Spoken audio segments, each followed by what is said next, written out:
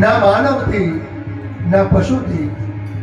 ભગવાન કહે છે કે જો મને, હું ના દેવ છું ના દાનવ, ના હું માનવ છું ના હું પશુ, હું નરસિંહ છું. આગળ બોલ, તને શું વરદાન હતું? ના હું ઘરની અંદર મરું ના હું ઘરની બહાર. ભગવાન કહે છે કે જો અત્યારે તું ક્યાં છું? ઘરના ઉંબરાની વચ્ચે. ના તું ઘરની અંદર કહેવાય ના ઘરની બહાર કહેવાય. બોલ હજી આગળ બીજું શું વરદાન હતું? ના મને કોઈ અસ્ત્ર મારી શકે ના કોઈ મને શસ્ત્ર મારી શકે. ભગવાન કહે છે કે આ મારા નખ એ ના કોઈ અસ્ત્ર છે ના શસ્ત્ર છે. હું આ નખ વડે તારી છાતી ફાડીને તને મૃત્યુ આપીશ.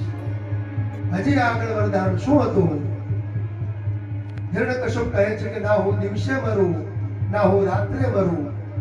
તો જો અત્યારે ના દિવસ છે ના રાત છે, અત્યારે સંધ્યાનો સમય છે, તારું મૃત્યુ નિશ્ચિત છે. હવે આગળ કોઈ વરદાન બાકી રહ્યું? હિરણ્યકશ્યપ કહે છે કે ના, હવે મને ક્ષમા કરો, મને જીવન દાન આપો. ભગવાન કહે છે કે તારો પાપનો ઘડો ભરાઈ ચૂક્યો છે. એમ કે ભગવાને હિરણ્યકશ્યપની છાતી ફાડી અને રક્તપાન કરી અને હિરણ્યકશ્યપને મૃત્યુની ઘાટ મૂકી.